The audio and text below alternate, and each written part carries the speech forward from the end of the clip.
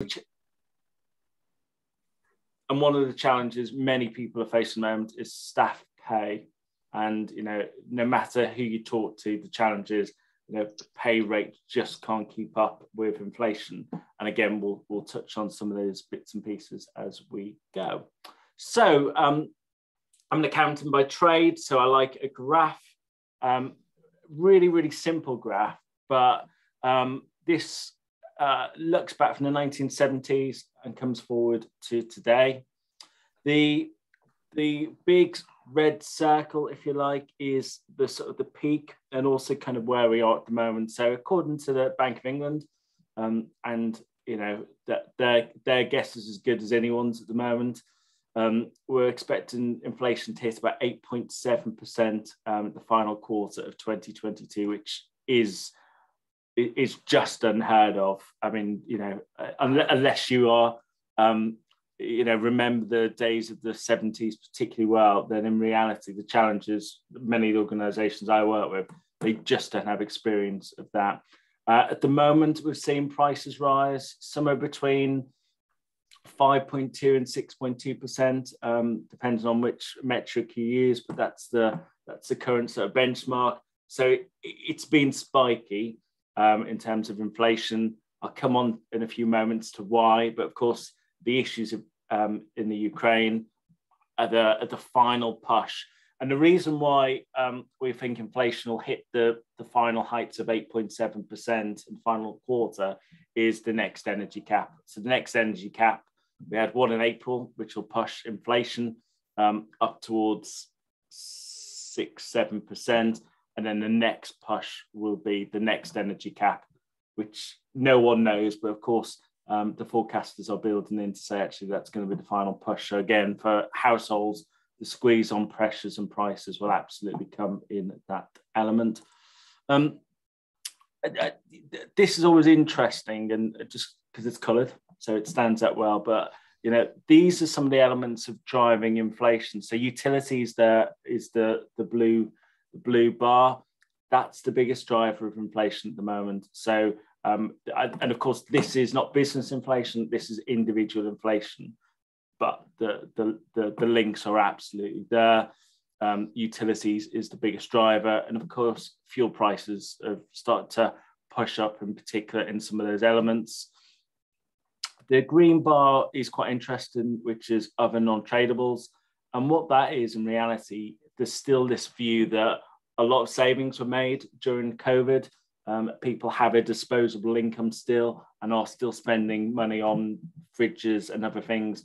And that's driven more so now by inflation. So if you're going to wait a few months to make a big purchase because prices are going up, you're going to make the decision now. So there's some of the challenges we're seeing in inflation. And whether you're a business or individual, those elements are absolutely true. One of my clients has got a £400,000 pressure on their electricity alone. So for businesses, there's no energy cap and it's immediate, the impact. So what you see on that graph can translate perfectly well into businesses as well. And then Russia, that's been the final challenge, if you like, of COVID and inflation. So we've seen prices push up and up. Sorry, as the train goes by my window, but we've seen prices go up. And just let me navigate some of the reasons why. So Russia, as you will be well aware now from the news, is the second biggest exporter of crude oil and the world's largest natural gas exporter. And the UK doesn't purchase large amounts of either of those directly from Russia. The squeeze in the market pushes up prices. And then food. I did not realize just how much food, particularly around wheat products, comes from Russia and Ukraine, which is what's on the screen at the moment. And again, the prices of all of those items are absolutely going through the roof, which again will push inflation up over the next few months. And commentators' views are that if the war stops in Ukraine today, the tail will last a good year. So whatever happens, those issues are not going away. And it seems unlikely that'll be resolved in the next year. The final thing to say on Russia, they're also one of the world's largest suppliers of metals. Aluminium is going up by 73%. And at some stage we'll start seeing an impact on car manufacturers that have been hit by chips. The next issue will be the availability of metals, which are in everything we buy in all of our houses again. So hence why we think prices will go up. So apart from the obvious, which I talked about, these are some of the issues that are driving issues in terms of inflation. And these are important because it starts to help us understand, is this something that's going to go away? Or is this something that's going to be here for a while? Capacity is truly down to COVID. So as a result of COVID, there's been a large mismatch between supply and demand, particularly for various goods. In COVID times, a lot of people were at home, so we saw DIY demand for items, wood in particular. The cost of wood has tripled. We're seeing demand resulting from COVID take a real shock and a real hit. And that was starting to get better. And then the Ukraine issues, which we just talked about, have come in. There was a time where the answer was global supply chains. I'm seeing more and more organizations now look and see what would it take. And the queues at the moment in the port of Dover is all of a sudden where those great ideas of global supply chains starts to unravel. And, when I wrote this particular presentation, the issues in Dover weren't there, but we're seeing more and more issues that were never there pre-COVID. And that's likely to continue. Geopolitical, there's always been issues on the geopolitical sphere, particularly when it comes to oil, nervousness in the markets, the Russia-Ukraine terrible issues there are the main driver today. Many of you are absolutely familiar with this one, particularly in the hospitality industry, staff shortages. That's a challenge, and it's also driving up inflation quite a lot. People are being paid more to encourage them to stay. As a result of that, we're seeing wage inflation as well, which we'll touch on shortly. And Brexit, which doesn't get many mentions, but it's still there and causing issues. And some of those issues in the port of Dover are driven by the IT software post-Brexit. So all of those issues are there, and many commentators view it as a perfect storm. COVID caused issues, Brexit's caused issues, and then you put in the geopolitical issues of Russia and Ukraine, and it really is an issue. So let's talk, which is the second half of the conversation, about what you can do.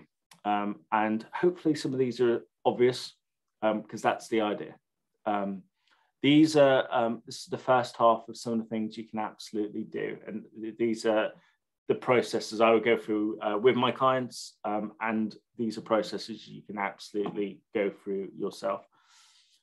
Spending visibility is so obvious, and yet that when I sit down with clients and say, what do you spend on fuel? I get a range, and the range is normally wild. One wholesaler I met with the other day, what do you spend on fuel? Somewhere between $250,000 and $500,000.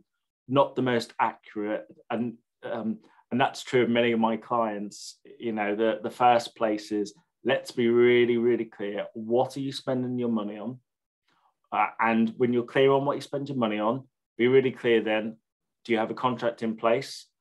Are the prices fixed? What do you know about those elements? How did you find them? And indeed, what would happen if you just stopped buying those items? Because many a time I work with clients and say, well, if you just stopped spending on that, what would happen? And more often than not, there's actually, if we halved our spend, that would be okay. So spending visibility is absolutely the first place. You do nothing else in today's presentation. Sit down, look at your year-to-date spend, and just get a feel for what you've committed to and why.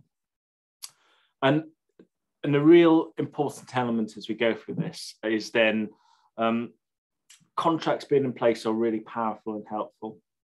If you've got contracts in place that say prices can only go up by 2%, then actually what we find is time and time again, suppliers then try and put the prices up by 10%. You've got a contract that says 2. There's lots of debates around at what point can a supplier force the hand. But in reality, if you've got a contract in place, that strengthens your position. So that it's really worth, as part of the spend and visibility, be really clear, have you got contracts in place? And if not, it's a really important way to get security. As I said there, reducing demand. So, if you're spending lots out on energy, what can you do to reduce your energy demand? And, some of the work we do with our clients is very much energy audit, get an energy expert around to walk around the buildings and say what can be done. Great for sustainability, and particularly now, the cost of electricity has tripled, the cost of gas has gone up 5 times in the business market, and obviously we're seeing similar for non-domestic, domestic only protected by the cap. But in reality, all of a sudden, investment in alternatives becomes much more financially viable for businesses when the costs are so much higher of the units. So we're seeing much more of an interest in what can be done to reduce demand of spend, and particularly on energy. That's a key one. Don't be afraid to fight price increases or demands. And, we see time and time again, and one of my clients was worried about this particular issue. He'd say, well, actually, everyone knows prices are going up by 6, 7, 8%. So my staff aren't arguing anymore. They get a letter through that says prices are going up by 6%, and you think, oh, well, yeah, I was expecting that. When you get those letters, don't be afraid to push back. If it's your number one supplier of everything you buy, then of course you need to, ensure you do it in a way that maintains a relationship. But don't be afraid to say, well, what's the basis of this? Great couple of tactics. Can you delay it? So, well, okay, well, I'll accept a 6% increase, but I'm not willing to accept it for the next 3 months. Can you push it back? Can you delay it? What would happen if you say no? All of these are tactics that don't be afraid to do, because actually, more often than not, apart from British Telecom or someone else, most people have made up an inflationary number. Don't be afraid to just gently push back. The worst that happens is you end up paying what you're going to pay anyway. And the best, of course, saves you some money. Internal communications, really key. I always say to people, have you got a policy for dealing with inflation? Now, clearly, if you're a sole trader, you've only got to communicate with yourself. But if you're a business with 10, 20, 30, 40 employees, then actually you get to the point of someone, in my example, getting a request and thinking, oh, I'll just accept it. But if you had a clear policy that says, no, I need to follow these 4 or 5 points, I'm going to fight it, argue it, ask for information, review our contract, see what the contract says. No, being really clear with your team what's to be expected. And the final one on this page is very much around what you're paying for. So we see this again, time and time again with clients. There'll be a business that operates 9 to 5, Monday to Friday, and then you review their IT contract, and the IT contracts are 365-day a year, so 24/7, platinum standard contract. And you kind of put that alongside the business operating, which is 9 to 5, Monday to Friday, and you think actually you're paying probably 2.5 to 3 times more than you need to. Why are you doing that? And I think the whole, when you start looking at your spend, start thinking about your service levels as well, and particularly when it comes to cleaning and all sorts of costs where you're buying services in from people. Don't be afraid to see what would happen if you reduced that by an hour, or indeed review your IT contracts. There are some of the key areas that you can really start to manage your spend down. You might think, well, that's all really simple. So great, get on and do it. The next half is similar, and it's of a similar vein. So owners' contract terms, and when you're a small business, this can happen. But suppliers saying you need to pay me in advance. Cash can get really, really tight in an inflationary period. If you can get an agreement for 30 or even 60 days payment terms, take it. It's well worth it. So again, the whole, you need to pay in advance. Look at other suppliers, shop around, see what else can be done. Better in your bank account than theirs. So absolutely look at that. Understanding your supplier's marketplace is a really key one. So paper at the moment, paper isn't like, I was going to say never been more expensive, but the price of paper has absolutely gone through the roof. 10, 20, 30% increases. If you're a business that buys a lot of paper and your number one supplier says, actually, I'm going to put your prices up by 10%, that's probably a really good deal in light of the 20 or 30% we're seeing in the marketplace. So you would bite the hand off. If they ask for a 50% increase, it's not. So having a little bit of knowledge, and actually Google is all the knowledge you need sometimes to get a feel for what's happening in the marketplace to understand how strong your negotiating position is. And I'll finish with a little diagram on negotiating position, which I hope you'll find useful. Don't be afraid to ask your suppliers. So your suppliers work with hundreds of businesses just like yours, and they know what's good looks like and what could be in place. Don't be afraid every so often to pick their brains and see if your competition or other organizations have got something in place that you don't. Because if you have, get it, put it in place. And that's all down to having good relationships with your suppliers. The better they are, the more likely they're going to help and work with you and look at elements. Consolidation of purchasing, again, harder for smaller businesses, but there are times when you think, actually, could you buy some of your goods and services with some other organizations to get you an economy of scale? It strengthens the position, and the more you buy, ultimately, the cheaper it is. It's well worth looking at. And the final one is compliance management. A fancy title, but in reality, this is when you get your invoices in, do you check that they're in line with the contract? So again, my example earlier on, if your contract says you can have a 2% inflationary uplift in April, do you check to make sure that's what's then received? Because again, that's really, really key. And I guess the final thing I would say is no cost should be off limits. So when you look down and think, oh, insurance, I've had a broker for the last 20 years and have always done me a good service. In ERA, we have an internal broker team, and I think we're probably 97% we beat the existing brokers every time. And the reason is brokers get a bit lazy. When they first work with you for the first 1 or 2 years, do a great job. If you've had them for longer than that, don't be afraid to shop around. So again, when you look at that spend list, don't start ruling off thinking, well, we can't do anything with insurance, we can't do anything with X, Y, Z.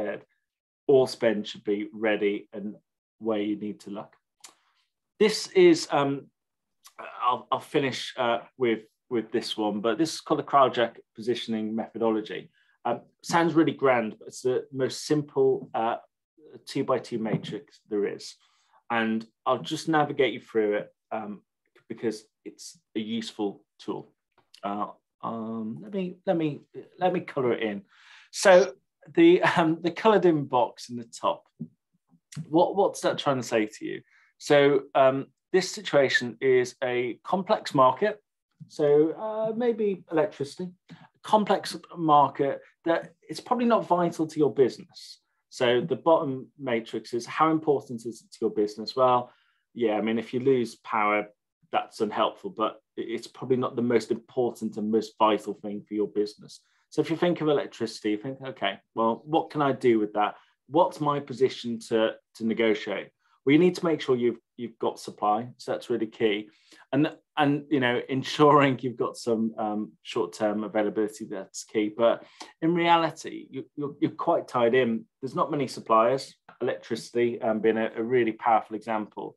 So really, all you can do is maximize and get the best from the item you've got, and ideally see if you can change the power dynamic. So actually, can you use less of that item, as we talked about before? Can you get an energy review in? Can you reduce your reliance on that particular item?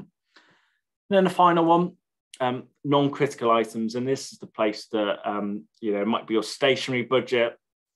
That sounds very grand, doesn't it? But, all of those items that are really not important to your business. And you can buy stationery from hundreds and hundreds of places across the country or indeed across the world. Amazon is not the answer, by the way. It's very expensive. But other than that, your stationery, you can buy it from anywhere. It's not important, it's not big. In this sort of example, you've got no power, but there's loads of suppliers. Shop around, get a feel for what there is. The balance in this sort of situation is it shouldn't take you weeks and weeks and weeks to shop around for something that you spend very small amounts on. But it's just a really simple chart that says, these are some of the items you might want to look at as an organization and what's your strength. Clearly, in the other items, where there's items that are really important to your business, and of course that changes the power and the dynamics. If you are a BMW garage and all you sell is BMWs, you need to get a relationship with BMW, you have little choice. So it becomes a slightly different item. But on the examples I just give, it's perfect to say, what can we negotiate? And then finally, and ignore who and what. What I would say is, when I speak to clients, they will say, but we don't know where to look. So here's a few examples that you can, have a think in your business. Could you reduce the cost of some of those? So in the first box, which in that case happens to be away resorts, waste costs, laundry, janitorial, gas, food, there are savings that can be made. Card payments are going to increase on the 24th of April. Because of a change to what Visa's doing in the marketplace. Again, there are good savings that can be made if you shop around. So there's lots of things that can be done, and as I just share those, just because occasionally people look down and think, oh, well, I've never really thought about getting a saving on my insurance or my postage, my fuel cards, whatever it happens to be. There are items there, no matter what your size, that you can look at. I'll stop there. I hope people have found some use in those items that I've shared.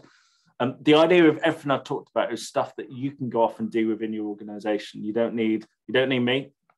You don't need anything else other than to get a list of what you spend and start thinking about what you can do. I said the one thing I would absolutely urge you to do is not get a list and now start saying, well, we can't touch that, or we don't know that.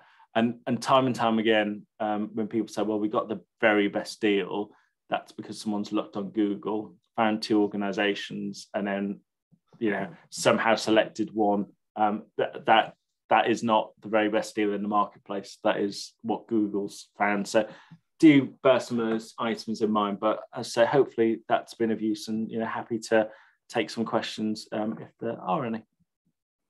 Thanks, James. That was a really interesting presentation, particularly the thoroughness with which you went through the whole gamut. But also, it was really interesting having that overview at the start of the sources of inflation. Really intriguing. Anyway, any questions from around the room? Okay, you've obviously stunned them with the silence. Yeah, I've got a question. Hi, Maggie. Hi. Just on the sources of inflation, not that it affects any of us, perhaps, well, it might do, it might affect us, that's a sweeping assumption. But I was just wondering about foreign exchange rates and buying currency and everything, because that can be a major issue. It can, and I think like all things, no market likes uncertainty. So at the moment, there is worldwide uncertainty around what happens next in Russia, which means the price of oil's gone up, price of everything else, and foreign exchange rates are hit as well because there's uncertainty in the marketplace. Which way the rates will move, is hard to predict, but without doubt, when there's uncertainty in any element of the market, prices start to change and fluctuate. And what you will see without a doubt, the price of the euro today and in 2 weeks' time, depending on what happens in Russia, will start moving up and down. As a result, uncertainty absolutely drives issues. The problem everyone has is it's not always obvious which way prices will change. So at the moment, as an example, Germany buys 50% of its gas, from Russia. If overnight there is some ban on Russian gas, the price of the euro will drop because actually, Germany is the strongest market, and potentially they won't have gas to fuel their industry business and indeed homes, the euro drop. It will, of course, recover again, but these are the unknowns that we just don't know what's going to happen. But when there's uncertainty, it does generate random and weird fluctuations that are hard to predict sometimes which way they'll go. So no, thank you, Maggie. It's a really good point. Okay. Any other questions or comments? Caroline. I noticed on one of your charts, the inflation chart, it showed it peaking 22, 23, and then it went right down after that. What is that based on? That is an absolutely brilliant question. And that is based on the fact that it's government policy that inflation will not be any more than 2%. So the Bank of England, when it exists, it's given a target from government, one of which is to ensure that inflation is 2%. So in the letters between the Bank of England and the Chancellor, it kind of says, but good news, we think inflation will fall back. It was around about 2024, it was starting to come back to the 2% mark. I think that's very unlikely. It's a political aim, which all of the government letters remind the Bank of England of, so hence why it's there at around 2%. If inflation finishes this year at 8%, 8.7, which I think is a bit hopeful, let's call it 9. You know, I think next year we'll be lucky to average out at sort of 6%. So I think it will come down because marketplaces do.